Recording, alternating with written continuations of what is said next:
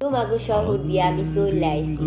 আর কালে কাউরে টের পাইতে দেই নাই। সুযোগ বুঝা সবার লগে দেখা কইরা আইছি, যাতে কারো মনে আফসোস না থাকে।